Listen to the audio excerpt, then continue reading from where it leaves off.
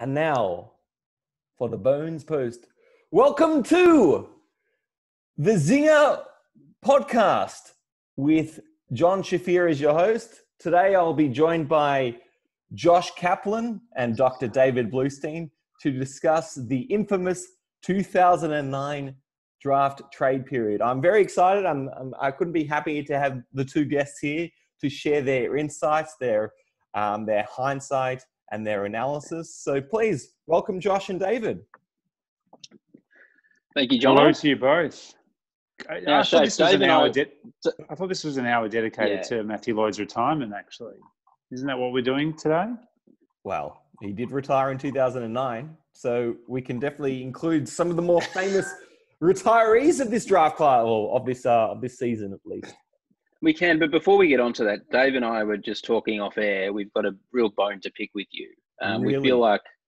We feel like we've been supplanted. We were the original redraftable hosts, and you've moved on very quickly to the likes of King Koch and Phil. I must say, yesterday's show was wonderful. Well done, but to say that I'm not feeling a little bit anxious about my future as a co-host is an understatement. I thought that they were both brilliant. I mean, Cochin's dome's looking better than mine. Phil had intellect that I don't. A shelf full of books. I mean, how professional did he look? We can't match that. Yeah. I didn't have the budget for that. One of our listeners pointed out that if you zoomed in on the image, the books were actually the autobiography of every player in the 2008 draft class. So, wow, that was just the research as opposed to a regular library. I believe he rented the books as well. Can we do a quick appraisal of the redraftable from 2008? Sure, and 2001 whilst we're at it.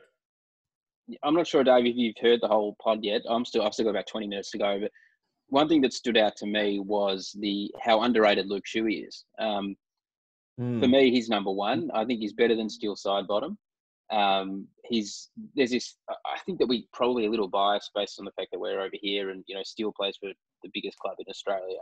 We don't get to see Luke Shuey often enough, but I see Luke Shuey probably playing longer than Steele at a higher level. Goal kicking midfielder, inside, outside. Wonderful. That was my initial reaction too, Josh. I've only listened to the first half or so, but and then I wondered, do we have recency bias? And maybe we forget how good Steele has been for a long period of time. And was Luke Shuey that good 3 or 4 or 5 years ago? I'm not convinced. I feel like he's elevated his game once Pritis has retired and become that dominant player. And I think I had him at number 2. I think I had Steele at number 1. But a great point. Recency bias for me, though, is more important than ever when you're doing redraftables, because then you're actually seeing them at their, if they're maturing beautifully towards the tail end of their career. If you do a redraftable post their career, you can then I think give them extra points because they just kept getting better and better as their career progressed, as opposed to, I don't know, it was an interesting point that Koch made about, how do we rate these players? Some might have started better and then finished, tailed off quite drastically. Others kept improving each year. And I think that that's part of the ongoing tension when it comes to doing these sorts of things. And maybe you are right. I mean, I think when you shake it all apart, you got to say who is the best player that when you're looking at everyone out in the field, you would want to pick first on your team, and maybe Luke Shuey is that player. I think the most brilliant thing I heard was the pick one theory, Bones. They can't stay at one club the whole career. When you go through it, that's an incredible stat. Yeah, granted, some of them are at the tail end, like Hodge and Deledio, but I think we need to come back at a later date and crunch some numbers on that and it's publish definitely that. It's definitely it's a pet project for the week. The most frequently common traded draft pick in the top 10. I'm not going through the whole list there, but two other very quick notes from yesterday's pod. The discussion around Nick Nat, fascinating discussion. I thought that, I think at the end of it, I think Koch made the point that you look back now and do you draft him at 2 if you're West Coast? And I think the answer is resoundingly yes. So I don't know how that helps inform or disinform the decision to pick him up, but I think it's quite clear that I think that comes up in everything is being in this draft. I'll get into that a bit later, but I think there are certain players that can't do any more in their position, but still will never be considered the best in their draft because they're not a midfielder. They're not a routine rover. Yeah, and McNatt's one of them. Well, I think the discussion on Rory Sloane versus Hanbury as well was an interesting one. Both. I think Rory Sloane's probably on a bit of a decline, maybe not as notable as Hanbury's decline, but Sloane's declining. But at their best, I think that I'd probably take Hanbury. But a really good discussion. Agree. Absolutely. So before we get into the draft itself, I do want to talk about a few fun facts of 2009, but mainly around about the trades and the speculation. Firstly, it was a fascinating year. It was coming off the back of that Geelong St Kilda grand final. Essendon and Carlton had both lost in the elimination final. Essendon lost by a disastrous 16 goals, and the Blues in a heartbreaking loss. But then there was also a season where the Bulldogs had a fantastic team and they just couldn't get over St Kilda. And Collingwood were definitely on the up and coming, and Hawthorn had that quiet year. So there was definitely quite a few teams brewing, and we're coming into now the last season before Gold Coast. So it's probably the last non-compensated draft. Not compensated. Compromised draft. But I do. There's a handful of different stories here. So there's the Collingwood versus St Kilda trajectory. So St Kilda just lost the grand final, and probably we're in a tight squeeze from a salary cap perspective. And then there's Collingwood, who were lost in the prelim, had been bumbling around the finals the last 3 years, and we're probably around. Hey, we're probably only a couple of pieces short. And so they made the big splash. They made a big trade for Darren Jolly, where they gave away their first and third round pick, which was probably an overpay at the time. In hindsight, that they won a premiership with him, so it's never an overpay in that situation. It was a real American play, wasn't it? I feel in American sports, that's how they do it. They roll the dice. They rolled the dice. They were, Josh Fraser was their primary ruckman. They're like, we're not winning a flag with him. We need a bit more of a stalwart, stronger, more consistent ruckman. Interestingly, that the two players that they traded, the two picks were 14 and 46. They turned out to be Lewis Jetta and Ben Stratton. So 5 premierships played in those two picks that they traded away. Obviously, two different clubs. So there. Sydney would have on traded those, would they? Yeah. So I'll talk about that in just a moment. Another interesting story, a trade that never happened. So Sydney acquired 14. 2009 was a bad season for them. They ended up having pick 6 in the draft. So they had pick 6 and pick 14, which was Rowan and Jetta. Now, very interesting, in the last minutes of the trade period, Melbourne had pick 1 and 2, and it was long known that they were going to pick up Scully and Trentgrove, and pick 3 fell to Richmond. Now, Sydney and Paul Roos were very aggressive. They offered pick 6 and pick 14 for pick 3, knowing that Dustin Martin was going to fall to pick 3. And Richmond said, no deal. We believe in Dustin Martin very much so. So Didn't know that. That's an incredible story. A trade that never happened, but could have changed the fortune of both clubs. Whilst we're just on Dustin Martin, though, do you guys recall, probably been about 5 years ago now, where he was out of contract at Richmond. He did the tour of GWS, and they weren't even asking. He wasn't even asking for that much, and and GWS said, "No deal. We can't find the money for it." It's just laughable in hindsight that that teams couldn't, see the potential of Dustin Martin and just saw the negatives and I wouldn't take a chance. It's pretty crazy when you stop and think about it. But that's a similar story to, we discussed it on our last pod when the three of us were together with the Steve Johnson type, that those talented, probably a little bit, different cats off the field. And I think that's, if you're a model citizen and you have the potential, then clubs magically seem to find the money. But if you've got those off-field question marks, I think that's where it's either they're real hit or miss types. And wasn't that the selling point for David Myers all these years? Was he was a great leadership, and a guy by the name of Sirioli just went sliding by. It's crazy. That's I'd love to get Josh's input here. So Carlton was very influential in the trade period. Now, before we get to the official Fevola trade, which was a great trade in the end because you ended up acquiring Lucky Henderson, there was a trade that nearly happened that I can't recall. I think it was Carlton who reneged, and probably hindsight it was a good thing, but there is a bit of a what if. So you probably recall that Fevola was always going to be traded after the Brownlow medal and best and fairest and everything like that. Now, they had two players from Brisbane walk through Optus Oval to look at the facilities. And do you recall who those two players were? Yeah, it was Rischitelli and Bradshaw. Great. Daniel Bradshaw and Michael Rischitelli.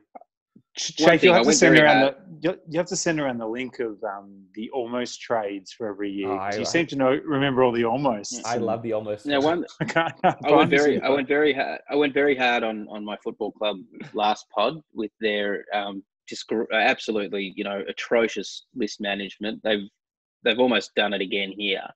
Brock McLean for pick 11. I'm sure you're about to get onto that. We agreed on those terms before trade week. It was already preordained and announced beforehand. I don't even think we did a medical on Brock McLean. We just said, "Yep, we'll give away. We'll just throw out our first round pick like confetti." Again, we had that misaligned belief that we were closer to a premiership or even closer to having the potential to go deep into the finals, and we clearly were. So McLean for pick 11, just another first round pick. The Fevola trade was at the time. This was a number of years ago now. Obviously, I was a proponent of it. We had to get rid of him based on what he'd done. I think we put up with him for too long.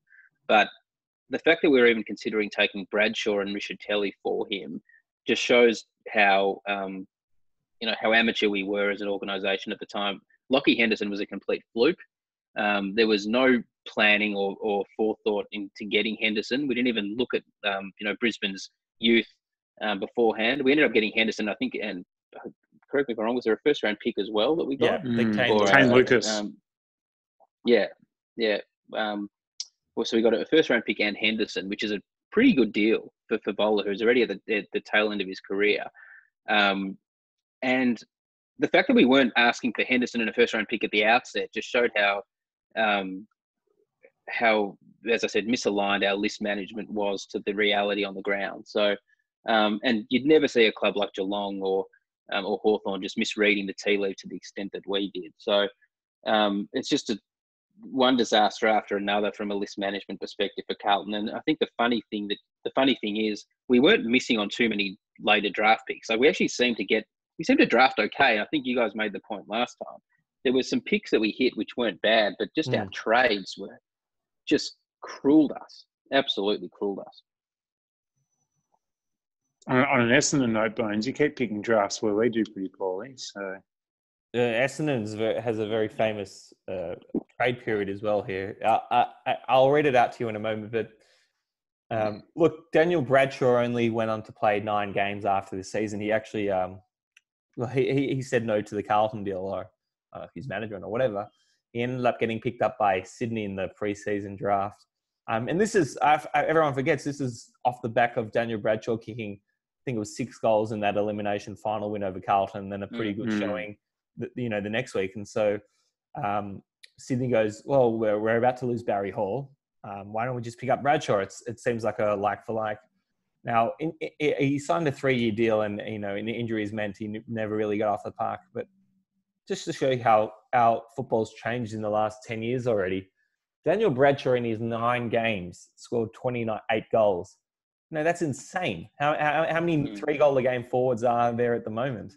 Not many. His final game was a 3-goal performance in a semi-final loss. And on the flip side, if we're looking at the play that Sydney got rid of because of acts of indiscretion and aggression and all that stuff, was Barry Hall. He goes to the Doggies for free for a 2-year rental. In 2 seasons, he scores 135 goals in 39 games. Like, if that guy was available today, you'd pay everything for him. He scores 80 goals the following year, Barry Hall. I mean, when was the last time a player scored 80 goals in an AFL season? I don't know. And some other trade guys, I was going to say, Dave, this is the biggest trade. This is one of the biggest trade periods I can remember. Yes. Like, you look at a guy like incredible. Josh Kennedy. Josh Kennedy just slips under the radar. But he is one of. I mean, he played. Josh he's Gibson. One of the best. Yeah, you got Gibson. You got the Mark Williams deal, which I think was incredibly complicated. Did he end up at Essendon, or how did that? So I'll read out the table of 5 teams from the Mark Williams deal. I've lumped in the Lovett trade into the Mark Williams deal just to show the contrast. So there's 2 winners and there's 3 losers. I'm pretty sure you'll figure out who the winners are and who the losers are. Essendon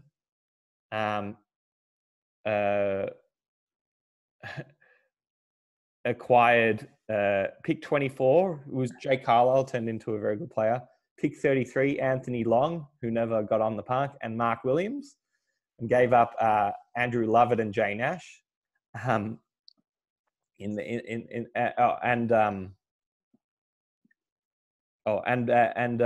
pick 42, who turns into Nathan Vardy. So we lost Lovett, Nash, Vardy, gained Mark Williams, Long, who played a combined 4 games, and Jake Carlisle. So not bad. We're probably the neutral one in there, where it's just like a wash of dumpness. Hawthorn gave up pick 9, which turned into Andrew Moore, so a bit of a bust, and lost Mark Williams, and acquired Sean Burgoyne. So. Yeah, just amazingly how they can just target a player and go, we know what we're going to give up. Port Adelaide was a very complicated one. They lost Burgoyne, pick 24, which was Carlisle, pick 40, which was Alan Christensen, and pick 56, which was Josh Cowan. So basically Burgoyne, Christensen, and Carlisle. And they picked up Jasper Pittard, Andrew Moore, and Jay Nash. Oh, my hat. So not great. The fair losers. And also, if you think about it, Mark Williams was taken very high in a fantasy draft as well. Yes, I believe he was in the inaugural draft. He was a first-round pick by Adam Kaplan. Now, momentarily, he had the last laugh in the first game of 2006. He scored 8 goals. So I believe Kaplan was very happy with his selection. Yeah, Adam Cameron, with all his research, he got Mark Williams and Greg Crappett. I think Bill Simmons is in chats with Cameron about that 30% on that. This is the geniusness of Steve Wells and Steve Hocking. They parlay pick 33, which is Anthony Long, my goodness, into Alan Christensen and Nathan Vardy and Josh Cowan. Yeah. Is Cowan still on the list? No, I didn't believe so. No. But he was pretty good. Oh, he played not good. Gave up pick 16, which was Pittard for Andrew Lovett, who never got on the park. Now, last we're talking about St Kilda, so they acquired Andrew Lovett for pick 16, which at the time didn't really seem that, it kind of seemed a bit pretty, fair. He'd probably play at least 4 or 5 seasons at a very high level. It's worth the risk. Lovett was so good. He was so good. He was so good. For a 3-year period, he was outstanding. But the big story though is Luke Ball. So I know we covered Luke Ball a little bit on our last podcast last week, but good continuity. He ends up going in the draft and gets selected by Collingwood at pick 30. Now, St Kilda, being on their high horse, were actually offered pick 30 for Luke Ball. So Collingwood had obviously committed pick 14 and 46 to Darren Jolly. So their war chest was empty. They didn't have any other draft picks to give St Kilda besides pick 30. I mean, pick 62, like who really cares? So I believe that Collingwood just says, look, we can give you 30. He's out of contract, or we're going to pick him with pick 30 in the draft. Your call. And St Kilda just went on the high horse and says, no, we're out of moral. We're not going to trade. You're going to have to risk that someone else is going to pick him up. And so they run the gauntlet and they just didn't accept pick 30 for him, which in hindsight may have cost them a flag because he ends up going to Collingwood at pick 30 anyway. They could have turned that pick 30 into another piece or something like that, or just or anything. So it's just a case of like, no one's going to look back and go, well, St Kilda, you were so morally strong by not being a walker. It's bad business, Bones. It's bad business. What else is amazing is how good Paul Connors is as a manager. He was Luke Ball's manager and just manages to get deals done no matter how they're structured. Just you'll see through every single trade week, there's a all of Paul Connors' clients tend to get where they need to go. So it seems to be a feature. And the way he engineered that was brilliant. Mm. Very good. Should we get into the action? Yeah, let's get into the draft itself. So now, Shane, just before we start, go. What about have the graphics improved? Are you actually putting down a thing down the bottom once we make our pick and best available at this position at all, or we're not up to that standard yet? I believe. Let me look into that for next week when we look at next week's draft. We need Mel Kuiper's best available. I need cousin Kyle or nephew Kyle to produce the podcast. We could probably just skip past pick 1 because I think we'll all agree Robbie Nahas is the pick there. Yeah. Right, so we got Nahas at 1. Former opponent, one of my greatest competitors. I got Nahas and Jason Tapp in. Who did a stint at Carlton from memory? No. Yes, he did. He did. So, shall we doing the snake draft? Who's going to kick us off, guys? I believe Zellman, just because Dr. David Blusztein loves going number 2. So, we'll go first. Shafe, you haven't been first yet because this is your third one. So you go first, then Dave 2, and me 3. I think pick 3 is a very interesting one. I think 1 and 2, people might debate the order, but there's obviously 2 clear standouts besides Tush and Nahas. I'm going to take Dusty. Not because it's actually it's not so easy when you look at like their accomplishments, but the reality is I just think longevity that he has played 50 more games over Fyfe and kicked 100 more goals, but I don't think he needs too much of an introduction. He's outstanding. He was famous. He's pretty flawless, isn't he? I mean, what could you criticize Dusty for in his game? You can't. Over the last 3, 4, 5 years. You ready for a big statement? It all. Yeah. You ready for a big statement? Yeah. Best player I've ever seen. Like he's approaching that status. As in his peak. I've never seen. He's unstoppable. He results in a winning team. Like he carries his team to a win. You've seen Nate Fyfe play brilliant games and they lose by 4, 5, 6, 10 goals. Yeah. You just don't see it with Dusty. And he's getting better. But he's like he's explosive. His disposals are like out of this world. He's unbelievable above his head. He's so quick. He's just got it all. So he's a slightly more crisp version of Dane Swan in his peak. It's not a bad call. He's better inside than Dane Swan. Better sort of contested, tackling, physical. But his kicks, his disposal is what sets him apart. He just takes those, he pulls off those kicks that open up the whole field. So how many times do you see that when the ball's in Dusty's hands, he just takes that kick and then it results in a goal? Like I think that the chain from Dusty. I'm not sure. Is Fyfe such a good field kick? I'm not sure. He's an amazing footballer, but I certainly don't feel his outside play is in the elite level and probably doesn't finish in front of goal anywhere near as well as Dusty does. No, I think Fyfe is, he's in that range, just contested beast. But as you say, like, you know, he's just not at Dusty's level. If prior to the 2017 season, I do think there's a slight recency bias of it, as awesome as he is. Like from 2010 to 2016, he's probably a good to very good footballer with amazing attributes. I'm not too sure. Like, would he have been? It's really hard to recall, but over those seasons where Richmond was building and then they kept losing in the elimination final, would you say him or Cochin was their most important or best midfielder? You'd probably say Cochin, and it's really only the last 3 seasons. He was always my Smokey Brownlow bet early in the year, Dusty. You thought he was always I backed off as he become a hot favourite. But go figure.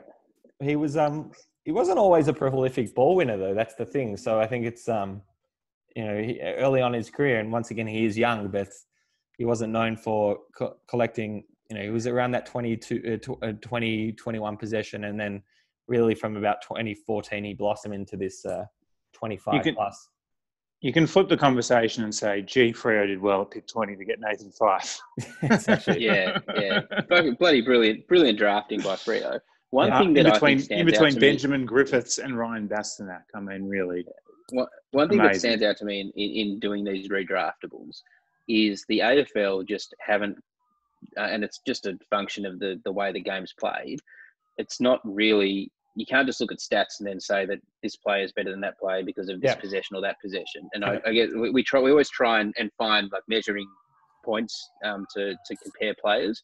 But I mean, even if Dusty was, averaging say 10 or 12 possessions a game less than 5, the eye test says that Dusty's just supreme, just a better player. I'm not saying that, and even then, obviously, I think his disposal numbers are much better than that. So he's just got it all. And I think also he might get lulled into looking at disposals as to elevate a player's career when the eye test might not spell that out. So yeah. So for me, boys. I guess I'll follow at number 2 because I think I'm pick 2 with Nat Fyfe. What an excellent career he's had, and he's a real. He's probably the closest thing we've seen to James Hird, I think, in terms of style and just very, very easy to watch when he plays. Very enjoyable to watch, no matter who you support.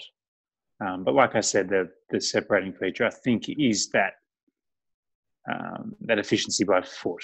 I think that's the biggest difference between him and Dusty Martin.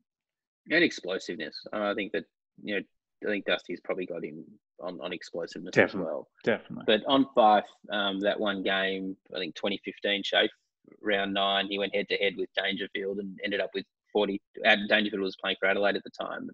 Fyfe had 40 touches, 1 goal, 3 votes. I think that was when people kind of stood up and took a bit of notice about him. Like that's when he started to really transcend into that elite category. But yeah, agree 100%. Dave does it all. A little, compared to Dusty, probably not as clean by foot, but still fine. Inside those, just where it's at for him. But would you say from here on, the draft gets a bit more difficult? This is where the fun happens. This is where a few things came up for me. So, firstly, where do premierships stand, and how do they weight on people's careers? Because I really struggle to decipher, does that elevate someone in this list? But also the position they play really dictates how often they can, get in the votes, etc. And I feel there's a lot of very elite, both key position and sort of flank or pocket type players in this draft that never really are destined to get 3 votes in a football game very often, but are absolutely excel in their position. And I've tried to judge players on what's asked of them by their coach in performing their role. So it's very, very tricky. But I think from here we'll have a big discrepancy from here. How do you I think we will. And just compare. Look, this is not a 2001 draft by any means. You're clutching at straws. Probably not for the first. There's still some good, solid players who are still playing, but you're not going to get the household names of the Barry Brookses and others that we did in 2001. Yeah. Pick three. I've gone with Maxi. Really? Yeah. Good. Okay. And again, I think it's on the longevity. Well, it's just more on the longevity. He's still getting better and better. Ruckman tend to take longer. I know it's cliched, but it's certainly true in Maxi's case. Captain this year, it's obviously a shame with what's happened. We can't really see him in that leadership role, but I think he was almost the spiritual leader for the last couple of years at least. He was really Melbourne's only player last year at times. It was Max or bust for the D's. They had a shocking season, particularly compared to the year before, but you'd often just see Max just literally just manhandling his opponents, dominating around the ground. Unbelievable skills for a big guy. And I think the ruckman discussion's interesting. If you have an average ruckman, you tend not to need a ruckman, but if you have a really, really good ruckman, you can see the difference that they make. We've been running around Carlton with Matty Cruiser, who just is a really solid trier, but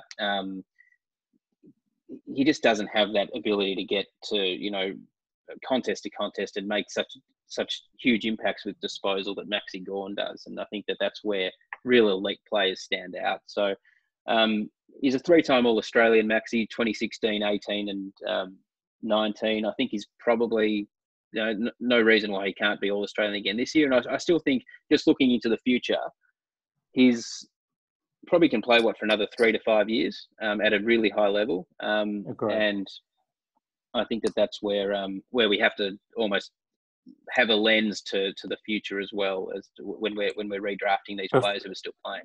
Before Bones interjects, I'm sure with some stats, because I'm guessing Gawn's played a good 50 games less than some others around him. Can we hold out on our top sixes till after the 6 picks are done, Bones? Because I think we're all going to have. You want to rank your top 6 at the end of the 6th? Great call. I think let's keep going. I think let's just keep going through in order, and then after pick 6, we can regroup and compare top 6s. But Bones, has Gawn played a lot less games? Is that a fair statement? He would have only broken into the team later on. He's only played 121 games. So there's not many players. I think there's only 3 in the draft class that have hit the 200 mark. Most, I'm guessing, that make that's a huge discrepancy for the guy who got picked 3 in the draft. That's 80 games difference. Yeah, I mean, Fyfe's only got to 174, so so still, it's 4 seasons. I had gone slipping because of that.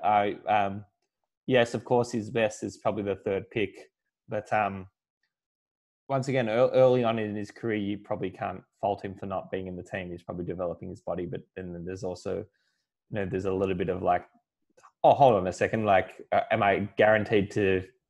Is he guaranteed to play 200 games? I don't know. Maybe he's not the type of player that they were protecting him.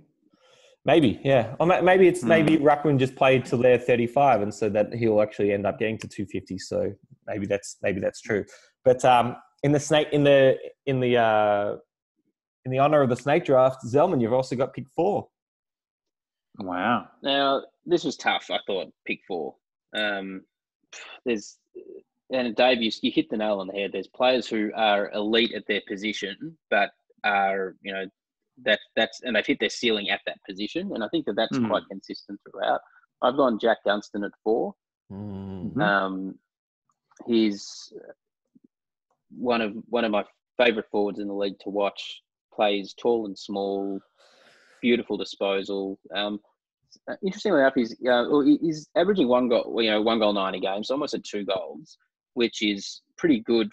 And Shafir, you brought this up recently, pretty good for the modern forward. But also goal kicking average 57.2%, which I thought would be higher. But I just see him as that quintessential, the old third tall, but doesn't really have a weakness either in his game. Great below his feet, beautiful disposal, great kicking into the 50. and obviously now a multiple premiership player, 3-time premiership player. So, yeah, Jackie Gunston for me at number 4. Love it. I Yeah, think he's an absolute elite talent, and I think he was a core reason why Hawthorn was so dangerous. Is he was probably the best forward in 15 other sides, and he was often the 3rd or 4th best forward, and really destroyed teams on his own. I feel like looking back, sorry, Shaf. One final point. Yeah, I didn't mean to interject, but Dave, you mentioned last week those guys who kick the easy goals consistently. I don't know if that was on yesterday's pod or the one that we discussed, but Jack's the type of player, and I know that when I mentioned his goal kicking average, I was a bit surprised, but 40 out directly in front, it's a Monty that he'll kick that. So those players are worth their weight in gold.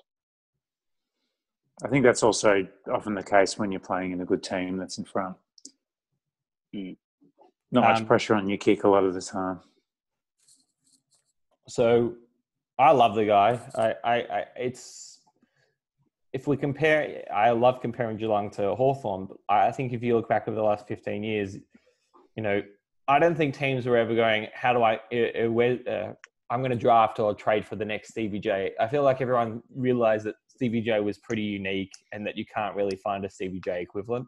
Like, he's just so skilled and did his own thing. But I feel like teams are always like, this guy's going to be our Gunston. Like, as in, there was always this belief that, like, Gunston was a slightly more achievable target. Like, he's a rangy, tall... Like Mitch Brown. Mitch Brown's our Gunston. Yeah, he's that Gunston type. Like, yeah, he's not. Ty Vickery? Yeah, like, teams going, let's try and find that third tall that can push up. That's, Jack Silvani. So it's just it's quite remarkable that, like, teams who constantly feel like that Jack Gunston was more achievable, and it just proved that he's not. Like, there still isn't another. Okay, maybe he's come back down to the pack over the last couple of years, but for a solid 4 or 5 years there were just teams that didn't know how to get him. And I love the bloke. Now, I know that Zellman was a quite profitable man in the 2013 grand final, but he actually came runners up in the Norm Smith voting. So in his 3 premiership wins, he's gone 4 goals in 2013, 2 goals in 2014, and 4 goals in 2015. So that's an insane return for the biggest day in town. And also in 2012, you could say that he held his head pretty high as a young player, kicking 2 goals. So to return 3 goals a game across 4 grand finals as a third tall in playing with, whether it be Roughhead and Buddy or whoever Hawthorn's second tall was after Buddy left, that's a pretty remarkable return. And I'm very proud of the guy. The Adelaide gave him away for a 2nd round pick. Hawthorn just in that mold of targeting Josh Gibson in this period, David Hale and Jack Gunston, they just target these players, and for a 2nd round pick. I must say, Adelaide are sneaky good at drafting. Like, especially over this period, they took Gunston at 29, and a man who I'm sure is going to be mentioned pretty soon, Talia at 13. Really, really solid drafting. Yeah. And they lost a lot of them over the years. I'm up on the clock at pick 5, and I've had a guy slide down a few spots on my list, which I'm pretty happy about. Who I've always admired. I think he's got the recognition the last year or two, but he's been a star for longer than that, and that's Dylan Grimes. So wow. We might need to go to commercial here. I've almost fallen off my chair. I may have had Gunston ahead of Grimes, with Gawn at 5, but I think Grimes, he's that exact guy. Damien Hardwick would have set him a role for his last 120 games, and that would have been sometimes tall, sometimes small, sometimes hard man on, sometimes zone, and he's an absolute core part to their dynasty that they've set up. And Rance got all the accolades for a long time. But without Grimes, Rance was no chance of being the player he was. And uses the ball beautifully, tough as nails. Would be one of the first defenders I'd pick in the comp over the last decade. Wow. Good case. Good case. But, how many games? How many games has he played? Does someone have? Yeah, he's played 152. 152. I would have thought more. I feel like he's been very durable, but maybe I'm misinformed there. So was he taken? Where was he taken in the preseason draft? Was he not even on anyone's list? No. He was on pick 2 of the preseason draft. I mean, is that amazing? From the Northern Knights. Yep. So, just out of curiosity, we'll go through the top 6 and then we can revisit where Grimes was across the board. But so Dylan Grimes had a very slow start in his first 4 seasons. He played a total of 26 games. So he's been a fixture. I mean, and then you look through the draft. You look at a Stratton, you look at a Talia, who have played similar positions in similarly pretty good or excellent teams, and you just feel Grimes gives you more on the offense and gives you maybe more versatility, particularly than Talia. I mean, Stratton does play on smalls and talls, but I really feel Grimes can do it all. 2017 played 25 games, so all 25. 2018, 23 games, 2019, 24 games. So I think 2017 is probably breakout Dylan time. And obviously when Rance went down in 2019, he was the main guy who carried the defense and what more could he be as a defender? What if there was a flaw in his game? If there was something you were drafting him and said he lacked, what would it be? Because he ticks pretty much, as much as you could hope for as a defender. Yeah, he can't get. Look, the truth is, and you make a good point. Put him up against Ben Stratton, who's the better footballer. How the hell would you know? Well, I think Grimes just gives you. I think he's just slightly better all round. Stratton maybe. I think Grimes is more versatile in the sense that he could play on different type of defenders. I didn't have him in my top 6. I had him slightly. There you go. I didn't. But look, his 2019 season was outstanding. The fact that they were able to build that back line around him without Rance, and he's not that tall. He's 193 and he's quite skinny. So the fact that they could rely on him to be that key position post throughout a final series is pretty remarkable.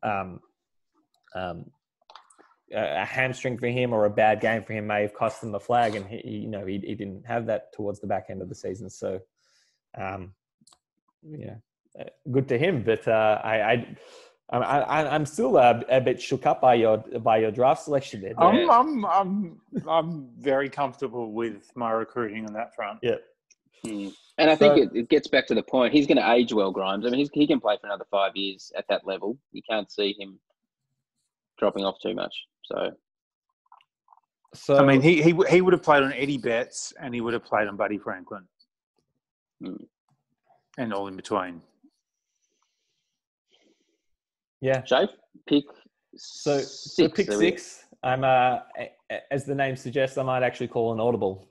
I'm going to take a very crafty player, a player that was overlooked on draft day itself because of his age, who slid on the draft itself, instantly hit the ground running, quite literally, is very famous for his running, and has been influential in 2 premiership campaigns.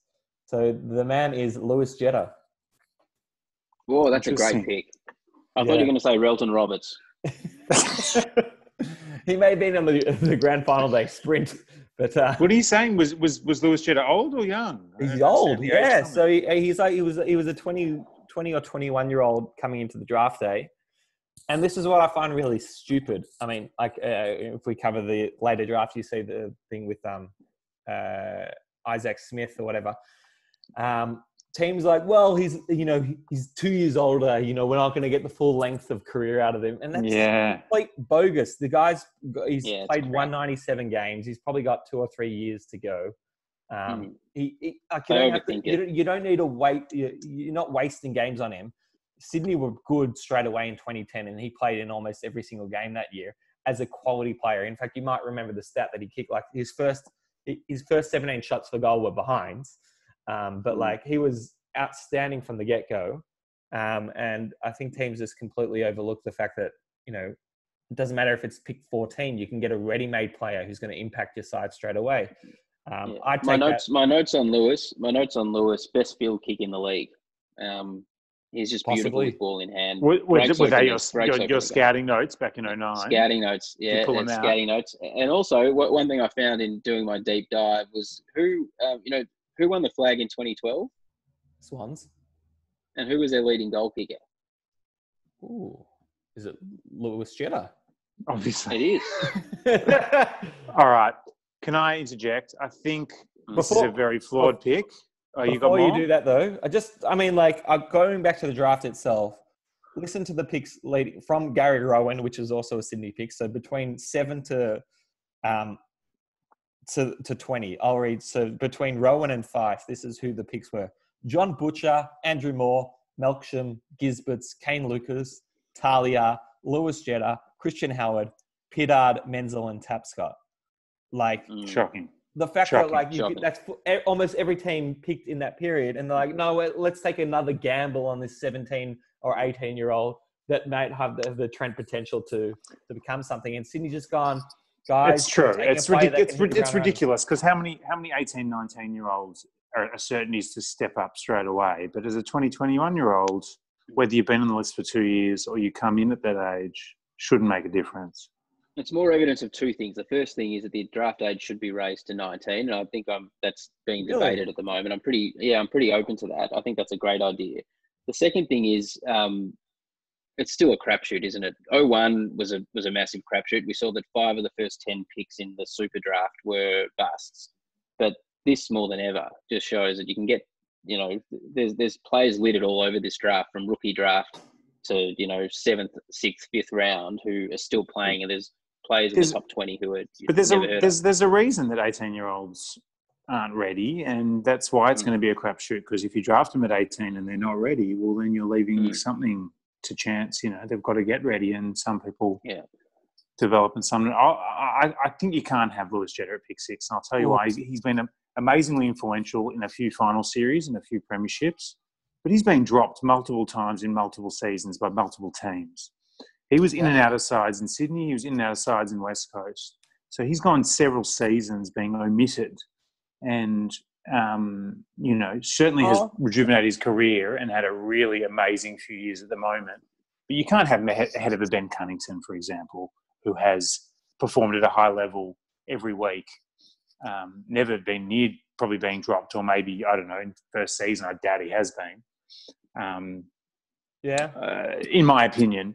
Sure, his best, he's absolutely electric, but that is a glaring asterisk against his name. I'm happy with that pick, Shafe. I think he's super, Lewis Jetta, and I don't think he's been dropped. You have to look. Yes, maybe early on in his career he got dropped, but I don't think he's been dropped for West Coast. I might be wrong, but I doubt it. No, he definitely has in his first season. The only challenge I can't remember when that was. The reason why I take a Lewis Jetta, I actually had him ranked higher than 6th. I want to hear our top 6s, and then I'm curious to hear where people had both Grimes and Lewis Jetta. The only thing I can think of is I as good as Ben Cunnington is, I feel like every team already has a Ben Cunnington. I don't feel like Ben Cunnington is that hard to find. I think that the ball use and quickness of Lewis Jetta can kick a goal. That's just teams that have them in spades tend to, go pretty far. I feel like every average team, every below average team has Ben Cunningtons in spades, slightly better or slightly worse, but I don't think they move the needle that much. And that's probably the hardest part of doing this exercise is how do you compare all these factors? Yeah. It's good. Look, I will take. It's my call, isn't it now? Well, maybe read out your original pick 6. Who was your original top six? Let's just recap. My six. Yep. So I had Martin, Fyfe, Gawn, Gunston, Cunnington, and then Talia. Really? Shave. I'm going to be laughed off here. I had Martin, Fyfe, Gunston, Lewis Jetta, Tom Scully, Max Gawn. Wow, Gawn 6. Wow. Good value for Gawn. I went Dusty, Fyfe, Grimes, Gunston, Gawn, Cunnington. And I'm very happy to have Gunston at 3. I think that was a real... happy with Gunston 3, Grimes 4 if you want to push me. But right, so for them, if for my picks 7 and 8, I'm obviously going to take my pick 5 and 6. So I've got Cunnington. Well, it's Blusztein at pick 7 though. So you've got it's Blusztein. You've got 8 and 9, Zell. I've got 8 and 9. Yeah. All right. Sorry, Shave. Dave, it's your call. So at pick 7, I guess I will get Cunnington. Oh, sorry, I've got pick 7. I got pick 7. Yeah, you've snake draft. Sorry, I had pick 7. But you've just gone, haven't you? Yeah, we're doing the snake, or do you want to stop doing the snake? No, do the snake. Do the snake. I'll do the snake. Okay, no, keep going with the snake. Pick 7. I'm going to take Tom Scully. Wow. Is he? Oh, now that you made that call about Ben Cunnington, I didn't think Cunnington would be on the list. Ben Cunnington. I'm taking my pick back.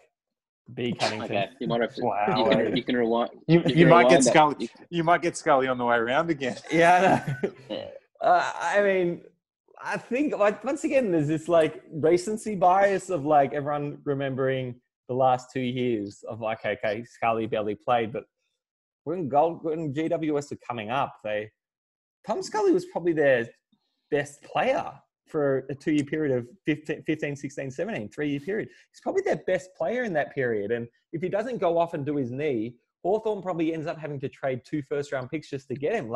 He's still such an asset, but because he had such a terrible injury in 2018 and then basically being given away for free for Hawthorn, it's Scully's just never made it. But this guy was, the best runner and maybe best kick, but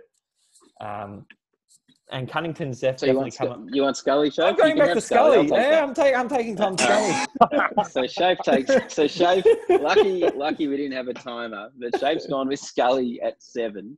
I'm going to take my Cunnington and Talia double. Actually, it's Blusztein at pick 8. You have 9 and 10. It's Blusztein. Blusztein at pick 8. The snake draft's thrown me. So I get Cunnington, do I? Yeah, you can. Yeah, I mean, I agree, Bones. I think he's a bit of a meat and potatoes type, but he's been his contested numbers are probably going to go down as top 5 of all time, and it's very hard to judge these sorts of players as well. But I think he's been very good for a very long time, and probably underrated. He probably is an underrated player. We probably don't watch him closely enough. 343 contested possessions last year for Cunnington. Jesus. And probably the most tackles, I think, in the league or close to.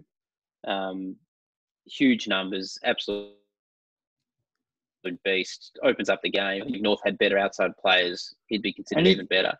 He knows his limitations. Yeah. He just handballs and, good on him.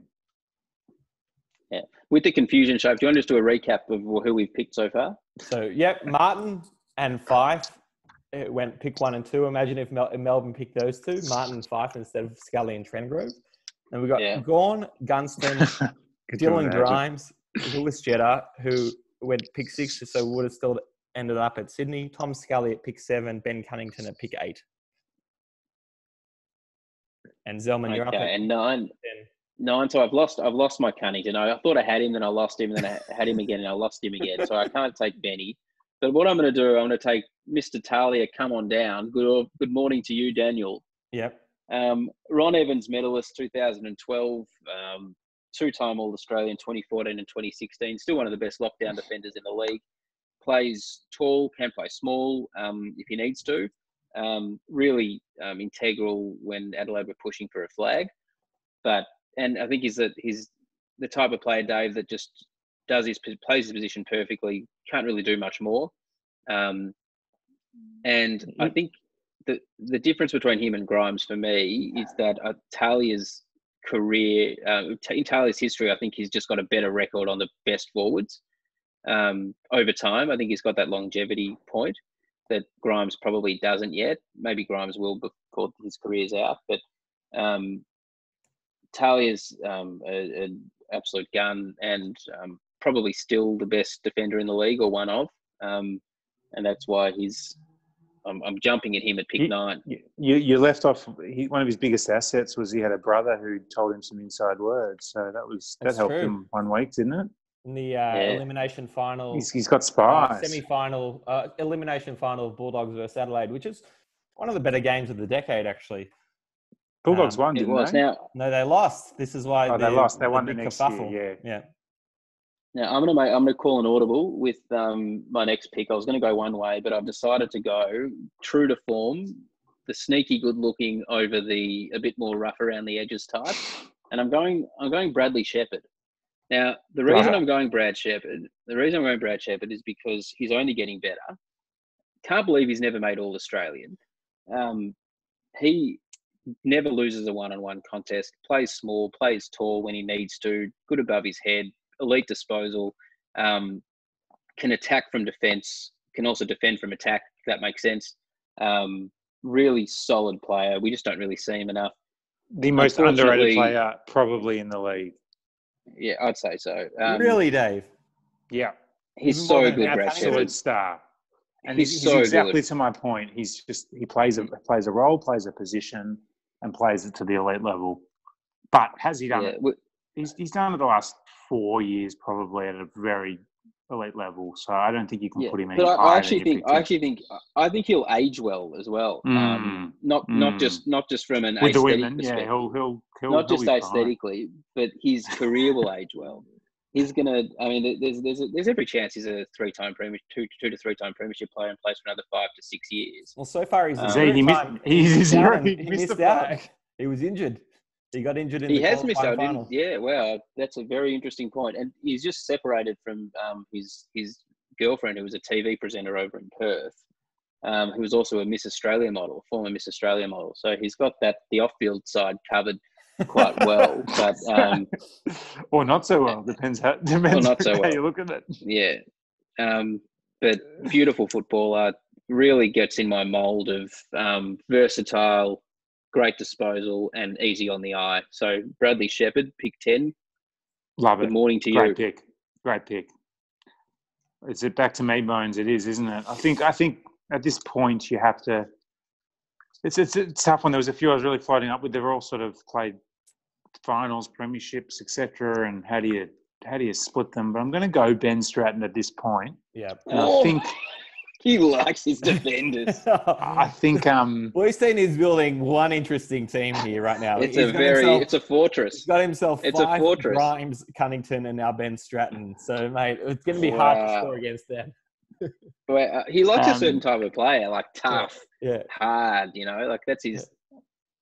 Yeah. I'm not sure it's the right pick, but I just remember 14 and 15 particularly. He was an exceptionally key defender in a Hawthorn team that were pretty amazing. So am I overrating him, Bones, do you think?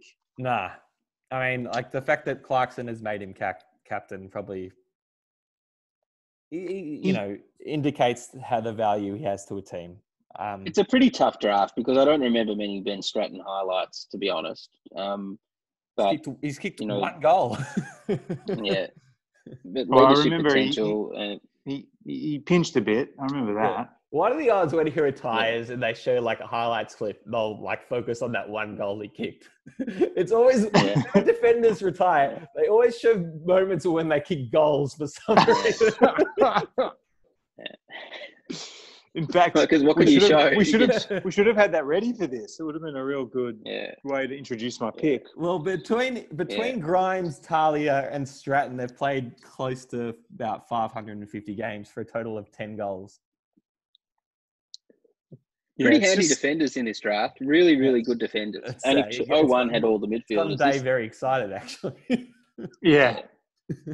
Oh, just again, just plays his role to the best of his ability all the time. And I think that's how you can rate these guys. Do you reckon defenders now going forward, it's an easier position just to plug and play? Like, would you ever pick a defender in the top 10? Well, that's the debate I have about how good or not good some of it. I think Hook and Hurley are very good footballers, but like to see, the Liam Jones of the world be plucked and be playing and start to play really well. Like, do we overrate key position defenders? Can you just find a pretty strong, fast off the block guy who doesn't have great skills and go, well, I guess you're going to be our full back? Because what's the difference between Hurley and Liam Jones? I'm not too sure if there's too much. I mean, I think there is, but there's not that much. And it's like, well, can you just find these guys out of the VFL to play their role week in, week out? Which is, I don't know. I think we probably overrate defenders a little bit in that sense. Yeah, and that's where we take Wiedering, who's Carlton did in 2015 at pick 1, who's probably going to get better and better. But key defender, what's his ceiling? Is he ceiling at Daniel Talia? What do we gain from that when we probably, there was some pretty handy midfielders taken after that. So it's an interesting question. Whilst Dave is readjusting his camera. Now, sorry, I'm having some battery issues. I'm going to give a quick who am I here. So it's I don't really know how to preface it, but going back to a member of this draft class, it might even be a pick coming up in the near future. Who am I? I was involved in the complicated trade in the 2009 period. I was slow off the blocks, barely played in my first season. But by the time my second season came around, I was an integral part, or at least a role player part, in a solid team. I've developed along my career to be a very capable, if not very good, player. I've made a premiership. I have a premiership medallion, and also at the same time, I'm only one of 5 players in the history of AFL that could say they were a substitute on grand final day. Mark Hutchings? No. Mitch Duncan. Whoa. He will be. He hasn't been taken yet, has he? No, he's my next pick. That's a pick. There you go. Yeah. Yeah, I mean, solid without being spectacular. I think he had a pretty close to all-Australian run for about 2 years in maybe 16 and 17 period. But look, I think maybe it's easy to play in the Geelong and Hawthorn midfielders over the last 10 years. And look, you can probably just be the 5th or 6th midfielder and go about your business and look good. But, the guy he's accumulated 200 games. He's been a solid, if not fantastic footballer over that period. And I think you just got to reward a guy like that after, in this particular draft. Very famously, surprising shape. He doesn't have any All Australians, and that's something you tend to look out for. That seems to be my go-to. No, he was famous because I don't think he actually did that much on grand final day itself, but he came on at a point when Podsley had dislocated his shoulder, and Collingwood were probably up by about 2 or 3 goals in that period, and really looked in control. And the mere fact that they took Podsley off, put Bartel forward, and allowed Duncan to play somewhat of a midfield role, really just changed the dynamic of that look in Geelong's midfield on that particular day. And they managed to steamroll their way through. He actually ended up kicking a goal, which is pretty remarkable for a guy that comes on halfway through the second quarter. What an absurd rule that was to have a sub. Yeah. Very ridiculous at the time and in hindsight. I mean, I get why they do it. Feel right now, they could have approached it totally different. So, to kick a goal on grand final day as a substitute when your team was behind and they come from victory, I think you've got to value a guy who's got that type of mental steel in his brain. So I'm going to select Mitch Duncan. Any thoughts on that, Dave or Josh? So how many picks have we done now? We're up to... Duncan was picked 12. Yeah, so I think my top 12 has now gone in the really? first 12 picks in a different order. But I don't. Yeah, I think I'm very comfortable with that. So I think Duncan's good. I was going to take Duncan before Shepherd, but then I thought I had Duncan Shepherd above Lewis Cheddar.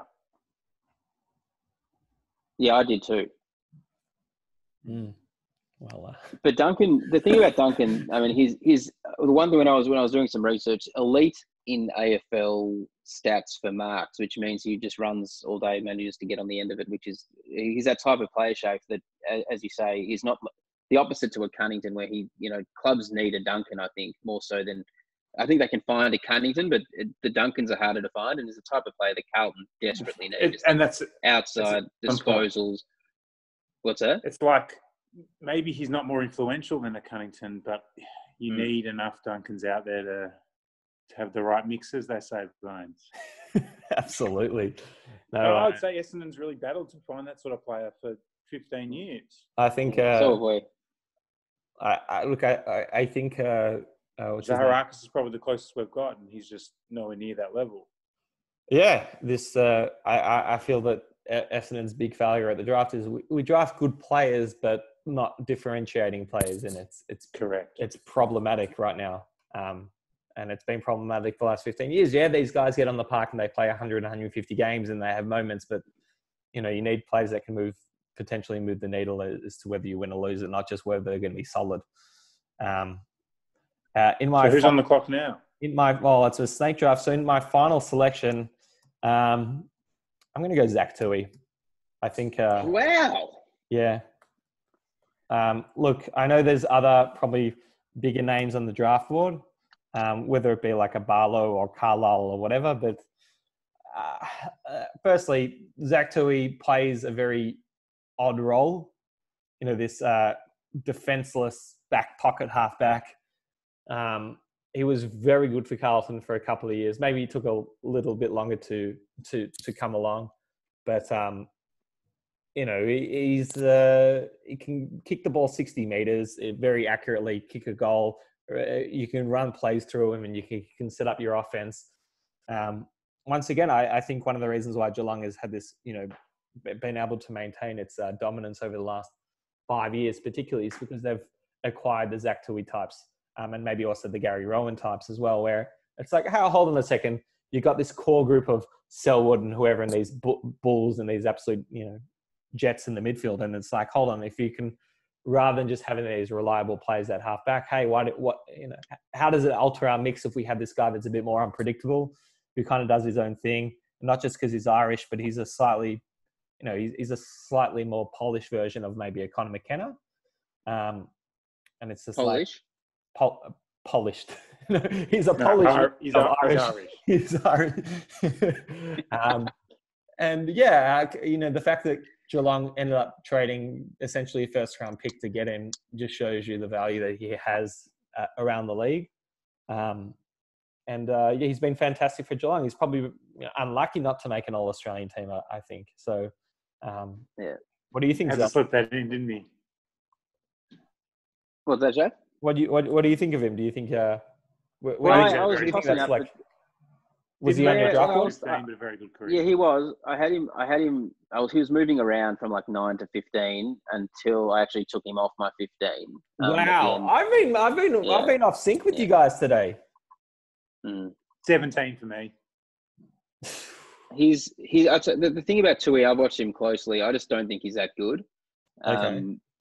He's got a nice kick, but he doesn't. Surprisingly, you'll see he doesn't actually he doesn't open up the game as much as you think. He often just takes the easy option. Really? Yeah, he's not. Yeah, I think one-on-one he gets found out a lot, particularly with his last line of defence. Don't see him winning so many one-on-ones. He's been really helped in his career by Stewart. And Enright before him, and others I think who've just and correct me, did Enright play with him? He may not have, but I think Geelong's always had an incredible defence. Geelong's always had an incredible defence, and I think that's kind of allowed Tui just to play that loose man doesn't really impact games. Yeah, he's got a nice kick, but I think that there's other players that I would have taken before him in this one. Yeah. For my final pick, whilst I've always had a big soft spot for Jake Melksham, couldn't quite make the cut for me. Yeah. But he's still, I don't know. There's still something about Jake. Maybe he'll come on now. I don't know. I ended up going with Liam Picken at this point. Whoa! I'm not sure how many games he ended up playing. Dave, you're gonna have to take him off. He's a rookie elevation. Oh, all right. That's fine. that just bumps Melksham up even higher. Oh, look, it's very tricky. I'll probably at this point then just have to go with Michael Barlow. Oh, okay. Good pick. I had him here. Yeah. I had him ranked in this exact spot. It's what's the opposite of recency bias? I feel maybe it's distance bias. I don't know. I feel like maybe we forgot how good he was, for a pretty long period, and then he sort of faded away. He became a bit of an accumulator, but he was pretty electric for a while, and there was a big narrative that Essendon really muffed it, going Howlett over him. I think from memory, or was it Hardingham or both? It's Hardingham over him. Oh, yeah. that was a. They're unexcusable, these things. Barlow was training at Essendon. Exactly. And I believe Fremantle had the pick before us in the draft, in the pre-season draft. Is it the pre-season draft or the rookie draft? Which draft is it? We said before not to get seduced by disposal numbers, because he was a really high disposal winner. But 2010 to 2014 average disposals 27.8 2010, 24.1 2011, 24.4 2012, 26.5 2013, and 2014 26.6. So those players who just get in the 25 to 28 disposals a game, they're the ones who tend to make a big difference to the scoreboard. But he also, I think that he was also, the knock on him might have been his kicking, but I still think he was good enough in that area.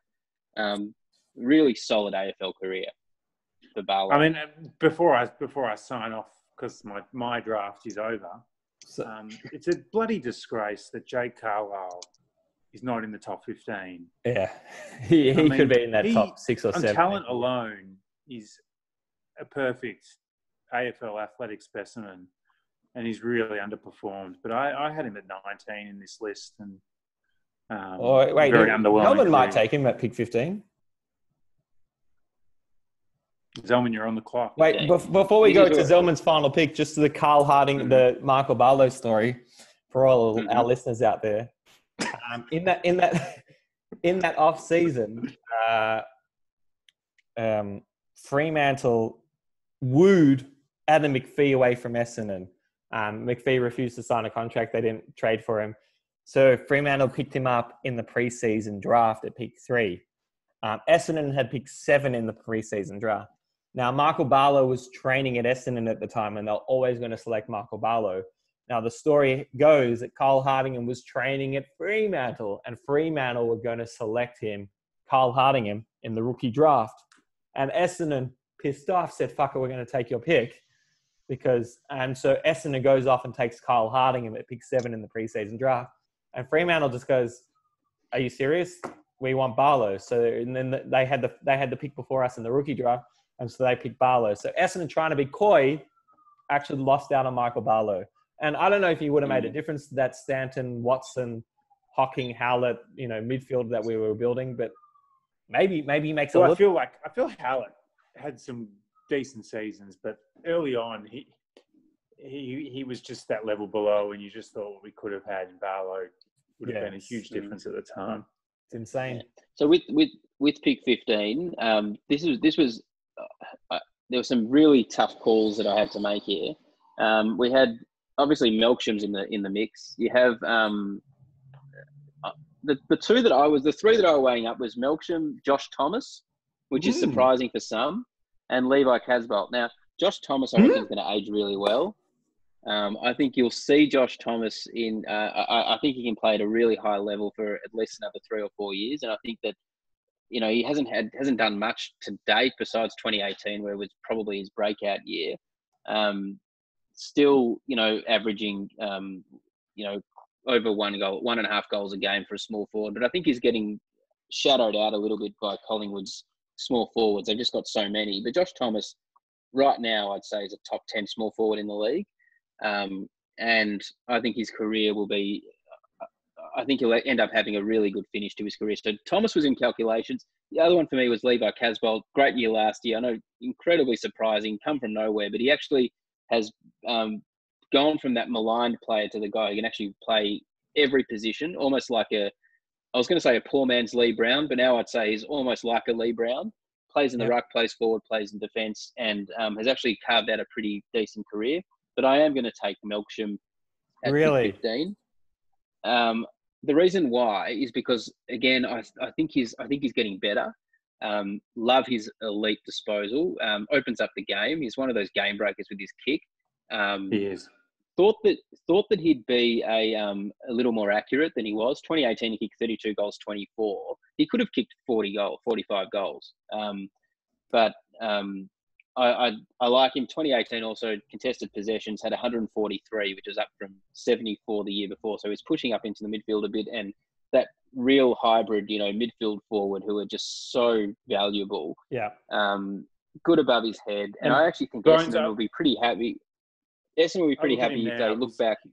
He's exactly the guy that Essendon were craving for, both from like you said, that midfield forward type, but also that hard mongrel sort of up for the fight type that Essendon is just completely devoid of at the moment. We lack leadership all over the field, and it's these guys that fight the fight when things get tough. He's always been one of my favourites from afar. He'd be pretty good. He'd be pretty good alongside Stringer and Fantasia now, I reckon. Like he's that type of. It's very sad that we couldn't get the best out of him. He was always. I think he went to Melbourne and he hit the ground running straight away. He's always been at Melbourne a slightly better version of what he was at Essendon. But maybe that's age. Do you think? Am I correct to say Sam Jacobs is on this list? Well, he's also a rookie elevation, so we can't pick him. Jeez, Dave. Well, then, no, I thought he was a bit stiff otherwise. Yeah. So there's before I give off some stats, there's a few names that we've left off the board collectively, whether that be a Jake Carlisle type, which I agree, Dave. Gary Rowan, very interesting piece. Alan Christensen, probably similar mold. Sam Reid, forgotten about. And a player that really could have been selected at pick 15 if I had it was the Pod, James Podsy Adley. Had him at 16. I think a short career but damaging, and teams would cry out for a guy that can kick 50 goals a season. It's insane. What about your lookalike, Shafe? My Anthony Moravito. Whoa, poor bloke. poor bloke. I had a chuckle when I remembered John Butcher. He had a cult. He could be up there for best hair, worst hair, Zelman. What do you think? Oh, yeah, exactly. How Melbourne, Scully and Trengo, I know we've probably had, that's been done to death, but bloody hell. And Gisbert's at pick 11. That's... like, Bones, when you said they could have had Dusty and Fyfe, like when you literally break it down like that. Yeah. That's insane. That's insane. Like two generational players. So a bit of statistics. So in this draft class, we have 19 premiership medallions. We have 13 All-Australians, but just 6 best and fairest. So that's very... Who are they? That's nothing. Do you have them? 2 to Dusty, 3 to Fyfe, and 1 to Daniel Talia. So Gawn 0 and Cunnington 0. Cunnington, I don't believe, had won a best and fairest, no. I need to double check that, but I didn't believe so. It really was a poor draft, if you think about it. I mean, say for Dusty and Fyfe, you can throw a blank. Sorry. No. Sorry. Ben Cunnington's 1 too. So it's 8 best and fairest all up. And probably another name we could mention is a bit stiff, I think, is in this draft. Oh, he's a promoted rookie as well. I take it back. Matt Suckling, I had him late. No, he was in last year's draft. There you go. Wonderful, guys. Well, yeah, that was good, boys. Any more thoughts, Elman, before we wrap up? Well, there's been a few cult figures that have come out of this draft, and I mentioned him before. Relton Roberts became a cult figure at Richmond, still around. Got a great Twitter follow. Yeah. But somebody that I think showed a lot of Trent Henshaw was Stuart Cremery, and he was actually almost in. I was flirting with him in my top 15 at one point. Good player, and just kind of fell off the face of the earth. I think when his hair fell out, his form suffered. But a little bit like Samson Cremery, some would say. Yeah, but really, really good player for a while. And then just looking back through, I think that really was one for me. Cremery, I thought that he could have actually been. I still can't really work out what happened to him, but it's amazing that the three Essendon players. You might even put Collier in that category. We've picked up 4 players in this period, and none of them have lived up to their potential. Melksham, Carlisle, Collier, and Cremery, all showed flashes of, potentially being top 40, top 50 AFL footballers. Guys. Just looking at this list, I'm pretty confident Essendon and Carlton are going to turn the corner after this draft. I think we're going to do all right in the next year or two. One final thought: Majak Daw was picked 9 in the rookie draft. Can you believe how many games has he actually played? Yeah. I don't played many. I don't think he's played that many games. It's pretty crazy when you 50 games. Can you believe the guy's only played? Is it really? Yeah, he's only played 50 games. That's I think he's worth the risk, but it's just I just don't know how you guys are going to kick a goal on my team. It's really going to be really man on man. Well, with a lot of nuggety defenders. He did. Oh no, Kaplan did pick Gunston. So Gunston on Stratton's going to be a good matchup. Yeah. So just to recap, who's going to play on Gawn? Who's going to play on Gawn in the ruck? That's true. He only picked one ruckman. So Dusty Martin, 1, Fyfe, Gawn, Gunston, Dylan Grimes, Lewis Jetta, Tom Scully, Ben Cunnington, Talia, Brad Shepherd, Brent Stanton. No, it's Brett Stratton, Mitch Duncan, Zach Toohey, Michael Barlow, and Jake the Milkshake Melksham.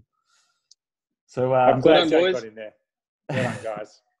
Well done, and we'll see you next week at the next draft. All the best. Bye. And for all thank you very much, and we'll see you soon. Have a lovely day. See you later, noble men. Bye. See you guys.